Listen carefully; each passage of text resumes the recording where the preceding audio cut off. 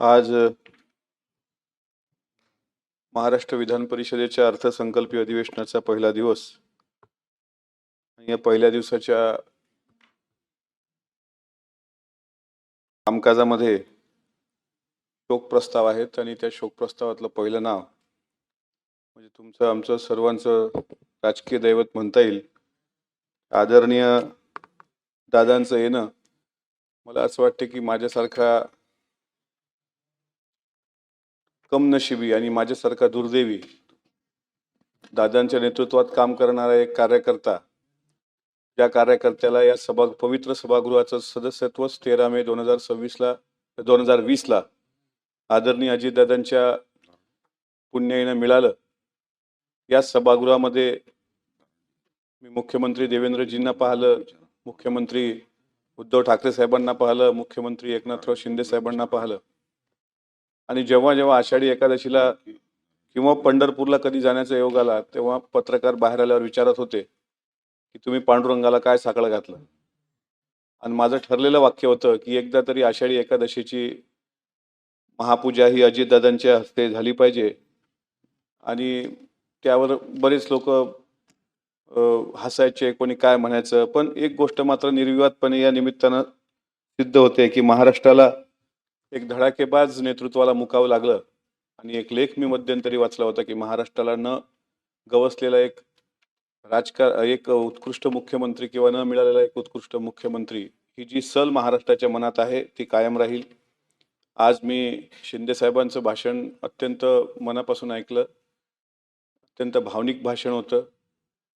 उद्धवजींचं भाषण असेल, दरेकर साहेबांचं भाषण असेल, बंटी पाटील साहेबांचं भाषण, सर्वांचं.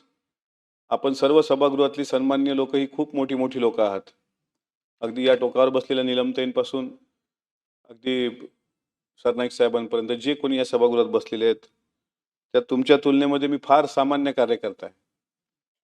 माझे शेणाचे हात पेनाला लावणारा माणूस म्हणजे अजितदादा. आमच्या घरात कुठला राजकीय वारसा नव्हता. माझ्या वडिलांनी, माझ्या आजोबांनी, माझ्या खानदानात कोणी साधं ग्रामपंचायतचं सदस्यत्व पण काय असतं हे आम्हाला माहीत नव्हतं. 2019 ला शारदा प्रांगणामध्ये बारामतीला छत्रपती संभाजी महाराजांच्या जयंतीच्या निमित्तानं एक व्याख्यानाचा योग आला. मला चांगलं आठवतं, रविवारचा दिवस होता आणि त्या दिवशी दादा उद्घाटन करून जाणार होते. आणि कार्यक्रमाचा विषय त्यांनी वाचला की विषय काय आणि वक्ता कोण. मला म्हणाले तुम्ही कुठं असता. म्हटलं अकोला जिल्ह्यामध्ये असतो. तुम्ही काय करता. म्हटलं महाराष्ट्रभर छत्रपती शिवाजी महाराजांचा, शाहू फुले, बाबासाहेब आंबेडकरांचा इतिहास मांडणारा मी एक वक्ता आहे आणि मराठा सेवा संघ आणि संभाजी ब्रिगेड सारख्याच संघटनेत काम करणारा एक कार्यकर्ता आहे असं ज्यावेळेस त्यांना मी सांगितलं. चळवळीबद्दल आता नितांत आदर असणाऱ्या दादांनी ते पत्रिका वाचली आणि म्हणाले तुमचा विषय आजचा व्याख्यानाचा. मी म्हटलं स्वराज्य रक्षक छत्रपती संभाजी महाराज. स्वराज्य रक्षक संभाजी महाराजांचा हा विषय म्हणून आमच्या पक्षात पण तुमच्याच नावाचे खासदार आहेत, डॉक्टर कोल्हे, अमोल कोल्हे, आणि ते पण छत्रपती संभाजी महाराजांचा इतिहास मांडतात. आणि तुमच्या नावाचं आणि संभाजी महाराजांचं काही सख्य आहे का असं मिश्किलपणे म्हणाले. आणि माझ्या भाषणाला सुरुवात होण्यापूर्वी मी विनंती केली होती आयोजकांना की दादांनी कार्यक्रमाचं उद्घाटन करून निघून जावं पुढं.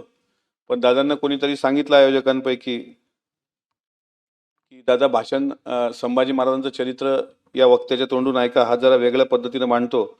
आणि दादांनी गाडी टर्न केली आणि श्रोत्यांमध्ये जाऊन बसले आणि 2 तास 15 मिनिटं दादांनी ते पूर्ण भाषण ऐकलं. आणि भाषणानंतर ऐकल्यानंतर 3 महिन्यानंतर मला दौंड शुगर कारखान्यावरून त्यांचे स्वीय सहाय्यक अनिल ढिकले यांचा फोन आला. माझ्याकडे नंबर पण नव्हता. मी बीड जिल्ह्यामध्ये शिवजयंतीच्या व्याख्यानाला होतो. त्यावेळेस दादांनी म्हटलं मी 3 महिन्यापूर्वी तुमचं बारामतीला व्याख्यान ऐकलं. संभाजी महाराजांवर खूप चांगलं बोललात तुम्ही. तुम्हाला कधी मुंबईला येता आलं तर या आणि मला पक्ष कार्यालयात भेटा. त्यावेळेस पक्ष कार्यालय बलाट पेअरला होतं, पण त्या दिवशी ते बंद होतं. आणि मग बिफोर बंगला होता विरोधी पक्षनेते धनंजय मुंडे साहेबांचा. आणि तिथे मला भेटीचा वेळ ढिकले साहेबांनी दिला. आणि त्यानंतर त्यांनी मला विचारलं की तुम्ही काम करणार का. मी म्हटलं हो, आमच्या पक्षात येणार का. दादा माझा काही राजकारणाशी संबंध नाही, पण तुम्हाला पाहायला भेटलं हेच माझं सौभाग्य समजतो. त्यामुळे तुमचं येत असाल तर तुम्हाला आम्ही पक्षात जबाबदारी देऊ. जयंत पाटील साहेब पण होते, मला चांगलं आठवतं. भुजबळ साहेब तिथे होते. हे माझा अनुभव मी सांगतोय आणि त्या त्या अनुभवातून, कारण माझ्यापेक्षा सर्व अनुभवी लोक आहेत. तुम्ही प्रशासकीय अनुभव दादांचे सांगितले, पण मला एक खाजगीचा अनुभव दादांचा सांगायचा होता. त्या दिवशी झालं असं की जयंत पाटील साहेब म्हणाले की तुम्ही बूथ बांधणीचा कार्यक्रम पक्षाचा हाती घ्या. त्यावेळेस दादा मिश्किलपणे हसले, म्हणत हा बूथ बांधणीच्या कामाचा माणूस नाही आहे, हा जरा मैदान मारण्याच्या कामाचा दिसतो, त्याच्यामुळे याला महाराष्ट्रभर आपण फिरवूया. आणि शिवस्वराज्य यात्रा खासदार कोल्हे साहेबांच्या आणि उदयन महाराजांच्या नेतृत्वात महाराष्ट्रात निघाली होती. आणि त्या शिवस्वराज्य यात्रेमध्ये सहभागी होण्याकरता दादांनी मला म्हटलं की तुम्ही या यात्रेमध्ये सहभागी व्हा. त्याच दिवशी पक्षातल्या अनेक लोकांनी पक्ष पण सोडून दुसऱ्या पक्षात गेले होते. पक्ष खाली झाला होता आणि जवळपास दादांनी अमोल कोल्हे, खासदार डॉक्टर अमोल कोल्हे साहेब यांच्यासोबत मला महाराष्ट्रभर एक संधी दिली. शिवस्वराज्य यात्रेच्या माध्यमातून मी महाराष्ट्रभर फिरलो आणि त्याच्यानंतर 3 महिन्यांनी 2019च्या विधानसभेच्या निवडणुका लागल्या आणि मग मला पण लोकांनी प्रचार सभेच्या निमित्तानं मागणी केली आणि मग आमच्या पक्षाच्या बरेच आमदार निवडून आले. महाराष्ट्र गाजवता आला, दादांसोबत फिरता आलं, प्रत्येकाच्या सभेला जाता आलं आणि 68 सभा, जीवनात कधी एसटी प्रवास न करणारा, म्हणजे फार कमी करणारा मी व्यक्ती, 68 सभा 2019ला मला मिळाल्या विधानसभेच्या. त्यावेळेस दादांनी पक्षाचा प्रचार करायला मला पहिल्यांदा हेलिकॉप्टरची व्यवस्था करून दिली आणि हेलिकॉप्टरमध्ये मी आणि जयंत पाटील साहेब यांनी पूर्ण महाराष्ट्र पिंजून काढला. तो माझ्या जीवनाचा पहिला हेलिकॉप्टर प्रवास होता. पराभवानंतर एक रमेश थोरात, दौंडचे विधानसभेचे सन्माननीय माजी सदस्य, त्यांचा 650 मतांनी पराभव झाला होता आणि कार्यकर्त्यांनी एक पराभवाचा मेळावा घेतल्यानंतर दादांनी म्हटलं की एखादी सभा जर धनंजय मुंडे साहेबांची किंवा दादांची किंवा कोल्हे साहेबांची झाली असती तर ते 700 मताचा फरक निघाला असता. तर कार्यकर्त्यांनी म्हटलं जाऊ द्या, आता विधानसभा गेली तर जाऊ द्या, पण त्यांना विधान परिषदेवर संधी द्या. तेव्हा दादा चिडले आणि दादांच्या तोंडून आपसुक निघालं की काय आता तुम्हाला विधानसभेत संधी देतो, त्यात तुम्हाला निवडून येता येत नाही, आता विधान परिषद पण मागता. आता नाही, त्या पोरग लय फिरलंय जरा पक्षासाठी, त्यानं जीवाचं रान केलंय, मी करन तर आमदार त्यालाच करन. आणि ती टीव्हीवर बातमी आली. त्यावेळेस मी अमरावती जिल्ह्यामध्ये एका कार्यक्रमामध्ये होतो आणि मला वाटलं टीव्हीवर अशी बातमी जरी आली तरी हे किती म्हणजे सुखद धक्का आहे हा, की आपल्याला म्हणजे एक सर्वसामान्य कुटुंबातला माणूस, मी आज प्रामाणिकपणे या सभागृहात सांगतो की माझ्या वडिलांनी दुसऱ्यांच्याकडे फक्त सालगडी म्हणून काम केलंय 20 वर्ष.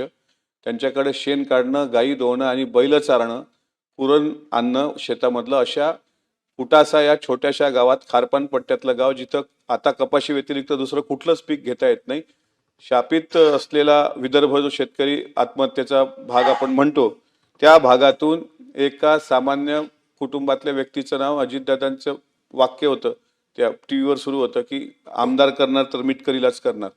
आणि कोरोना लागला होता आणि कोरोनाच्या काळात मला 9 मेला फोन आला दादांचा. रामायण टीव्हीवर सुरू असताना मी बाहेर फिरलो आणि म्हणाले तुझे काही पुस्तकं प्रकाशित आहेत काय? मी म्हटलं नाही दादा. तर म्हणाले काय तुला भाषणं जी केली त्याचं काही ऑडिट आहे का? म्हटलं काहीच नाही. तर त्यांनी फोन ठेवून दिला. नंतर मला 2 महिन्यानं कळलं होतं की राज्यपाल कोट्यामध्ये याचे निकष लागतात आणि ते निकष आपल्याकडे नाही आहेत. म्हणून दादांनी विधानसभा सदस्यातून विधान परिषदेवर आणण्याकरता एकटे दादा, म्हणजे पूर्ण पक्षाच्याही लोकांचा विरोध असताना, मी अगदी जबाबदारीने सांगतो, सतीश चव्हाण साहेब तुम्ही याचे साक्षीदार आहात, आणि त्यावेळेस 2 नावं फायनल झाली होती. एक शशिकांत शिंदे साहेब आणि 115 लोकांमधून शॉर्टलिस्ट काढून दुसरा अमोल मिटकरी, जो या महाराष्ट्र विधान परिषदेच्या पवित्र सभागृहाचा सदस्यत्व ज्या दिवशी उद्धव साहेबांनी शपथ घेतली, ज्या दिवशी नीलमताईंनी शपथ घेतली, राजेश राठोड साहेब होते, आम्ही सगळे 9 लोक, आणि त्या दिवशी दादांच्या आशीर्वादानं मी या परिषदेवर आलो. 2 वर्ष मला कामकाज कळत नव्हतं, कशा पद्धतीनं सभागृहाची आयुध मांडायची कळत नव्हतं. रामराजे साहेब त्यावेळेस सभापती होते, त्यांना पण भेट होतो. नीलमताई उपसभापती होत्या, त्यांचं खूप मार्गदर्शन असायचं. आणि कोरोनाच्या काळात मंत्रालयात गेल्यानंतर पहिल्यांदा मी एका बदलीचं पत्र दादांकडे घेऊन गेलो. म्हटलं एक बदली आहे DYSPची. दादांनी ते पत्र वाचलं आणि दादा त्यांच्या कडक भाषेमध्ये म्हणले, हे तुला बदल्या घेऊन आणण्याकरता काही आमदार केलेलं नाही, आमदार विधान परिषदेचा काय असतो, तर जरा विधान परिषदेमध्ये बसा, पूर्ण वेळ तिथे हजर राहत चला. तिथे हजर राहताना महाराष्ट्राचा कानाकोपरा त्या ठिकाणी कळत असतो. चांगले चांगले संसदपटू त्या विधान परिषदेमध्ये आहेत आणि हे अशा बदल्याची कामं, मोठे मोठे रस्त्याची कामं हे विधानसभेच्या लोकांची असतात. हे विधान परिषदेच्या लोकांनी फारसं याच्यात डोकं घालायचं नाही. आणि हे विद्वानांचं सभागृह आहे असं म्हणून पहिल्या दिवशी इतकं झापलं की त्याच्यानंतर मी परत बदलीचा कागद घेऊन दादाकडे काही गेलो नाही. आणि शेवटी राजकारणामध्ये माझ्यासारखा छोटा कार्यकर्ता मोठा होत असताना अनेक ॲलिगेशन झाले. तसं पहिल्याच वर्षी 1 वर्ष पूर्ण झालं आणि कोणीतरी तक्रार केली की तुमच्या कार्यकर्ता जो आहे मिटकरी त्याने अकोल्यात 1.5 कोटीचा बंगलाच घेतलाय म्हणे. दादानी परत ज्या दिवशी मी एकदा आलो, दादाच्या लक्षात होतं. दादा म्हणाले, शहाण्या पहिल्याच वर्षी 1.5 कोटीचा बंगला घेतलाय होय रे. मी म्हटलं नाही दादा, असं काही नाही झालं. नाही म्हणलं, तुझी तक्रार आहे. तक्रारवर मौखिक सांगत नव्हते. तक्रार पक्षातल्याच कोणीतरी माणसाची, जिल्ह्यातल्या, ती वाचली. म्हटलं दादा, हे तुम्ही त्याचं ऐकला तर माझी पण बाजू. पण दादा दोन्ही बाजू ऐकून घ्यायचे. दोन्ही बाजू ऐकून घेतल्यानंतर दुसऱ्या दिवशी मी ते रेंट ॲग्रीमेंट मागवलं आणि त्या दिवशी सांगितलं की दादा, हे माझं स्वतःचं घर नाही, हे भाड्याचं घर आहे. पण जेव्हा मी माझं स्वतःचं घर बांधेल तेव्हा तुम्हाला यावं लागेल. हे 4 वर्षापूर्वी सांगितलं होतं आणि आत्ता 13 जूनला 2025 13 जूनला मागच्या वर्षी दादा त्या घरी आले. दादाचे पाय त्या घराला लागले आणि तो दिवस माझ्यासाठी इतका महत्त्वाचा होता की ज्या माणसाने म्हणजे 2020च्या पूर्वी कागदपत्राची जुळवाजुळव करण्यापासून पासपोर्ट साईजचे फोटो किंवा छोटे साईजचे फोटो लागतात त्याच्यापासून काळजी घेताना त्यांचे स्वीय सहाय्यक अनिल ढिकले असतील किंवा आणखी एक व्यक्ती, यांनी सर्वांनी मिळून सहकार्य करून महाराष्ट्र विधान परिषदेवर मला संधी दिली. आणि मला माहीत होतं की मागच्या अधिवेशनामध्ये माझं आदरणीय नीलमताईंशी मी बरेचदा भेटत होतो आणि मग ताईंना मलाच माहीत आहे चर्चा दोघांमध्ये काय झाली. आणि मग या अधिवेशनाच्या हिवाळी अधिवेशनात शेवटच्या दिवशी मी नागपूरला दादांना भेटलो. दादा म्हटलं, पुढं आता आणखी मला जबाबदारी द्या, संघटनेत मला काम करायचं आहे. तर दादा त्या दिवशी म्हणाले की 23 फेब्रुवारीला आपल्या महाराष्ट्राचं अर्थसंकल्पीय अधिवेशन आहे. त्याच्या पहिल्या दिवशी 2 वाजेपर्यंत आपलं कामकाज आटोपलं का तू 4 वाजता संध्याकाळी देवगिरीला येऊन भेट. तो दिवस म्हणजे आजचा 23 फेब्रुवारी 2026ला संध्याकाळी 4 वाजताची अपॉइंटमेंट मी अजितदादांची देवगिरीवर घेतलेली आहे. आणि आता 2:15 वाजता अजितदादांचा शोक प्रस्ताव मांडायला मी जर सभागृहात उभा असेल, यापेक्षा वाईट परिस्थिती आणि वाईट काळ हा माझ्यासाठी असू शकत नाही. हे शेवटचं अधिवेशन गाजवणं हे खूप मला वाटत. आणि काय, प्रत्येक गोष्ट टीव्हीवर तरी एखादी बाईट आली तर पटकन मी पहिला फॉरवर्ड दादा इम्पॉर्टंट असं व्हॉट्सअपचा त्यांचा नंबर सेव्ह होता त्यावर पाठवत होतो. पण 27-28 जानेवारी कधी मला स्टार प्रचारक म्हणून फिरवलं. म्हणजे महाराष्ट्रात विधिमंडळात मला उत्कृष्ट संसदपटू पुरस्कार जो मिळाला, हेही दादाची पुण्य त्या पाठीशी होती. लंडनमध्ये जो राष्ट्रकुल संसदीय अभ्यास दौरा होता त्यात सुद्धा दादांनी पहिल्यांदा मला लंडनला पाठवलं. जी पोरं कधी आमच्या जिल्ह्याच्या बाहेर गेलेली तशी मुलं लंडनला जाऊ शकली फक्त दादांमुळं. माझ्या मुले आत्ता घरी आले होते. दादा म्हटलं, मी वारकरी संप्रदायाचा आहे तर मी जरा शाकाहारी बेताचा माणूस आहे. तर म्हणले, जे काय असेल चटणी भाकर ते द्या, फक्त शक्यतोवर गरम द्या. आणि जेवण झाल्यानंतर पोरीच्या डोक्यावर हात ठेवून कोण्या शाळेत आहे आणि अन्नदाता सुखी भाऊ असं म्हणून भरभरून आशीर्वाद देऊन गेले. मला प्रत्येक क्षण हा असा इतका, म्हणजे 2020ला शपथ घेतली त्यावेळेस जन्म देणारे वडील जिवंत नव्हते शपथविधीच्या वेळेस. आणि 2026चं हे जे अधिवेशनाचं आमचे काही 9 सदस्यांचं शेवटचं अधिवेशन आहे, यात अजितदादांचा शोक प्रस्ताव येणं, मला असं वाटतं ही वाईट वेळ माझा कोणी आणखी जीवनातला कुठलाही शत्रूतला शत्रू जरी असला त्याच्यावर हे येऊ नये. कारण अजितदादाचं जाणं म्हणजे महाराष्ट्राचं शिवशाहू फुले आंबेडकरी चळवळीचं कधी न भरून निघणारं नुकसान आहे. अजितदादांना दरवर्षी भीमा कोरेगावला मी शौर्यस्तंभाला अभिवादन करताना पाहत होतो. दरवर्षी अजितदादा छत्रपती शिवाजी महाराजांचं जयंती असेल किंवा स्वराज्य रक्षक संभाजी महाराजांचं वडू तुळापूरचं जे स्मारक आहे त्या स्मारकाकरता सुद्धा दादांनी भरघोस विकास निधी उपलब्ध करून दिला. आज तुम्ही बघा, 28 जानेवारीला घडलेल्या घटनेनंतर आनंद दिघे साहेबांवर जो चित्रपट आला आत्ता धर्मवीर, त्यामधलं जे गाणं आहे माझा आनंद हरवला, हे गाणं कदाचित दादांसाठी आणि आत्ताच्या महाराष्ट्रासाठी बनलं होतं का असं अलीकडे प्रत्येकाचे, ज्या लोकांनी कधी दादांना पाहिलं नाही, प्रत्येक गाव हळहळलं, प्रत्येक कार्यकर्ता हळहळला, अख्खं सभागृह महाराष्ट्र हळहळतोय. आणि अशा उपमुख्यमंत्र्यांच्या हाताखाली इतके वर्ष, 4-5-6 वर्ष जे काही काम करता आलं ते आम्ही आमचं भाग्य समजतो. आमच्या कुटुंबाला एक आधार, माझ्यासारखे अनेकांचे कुटुंब दादांनी घडवले.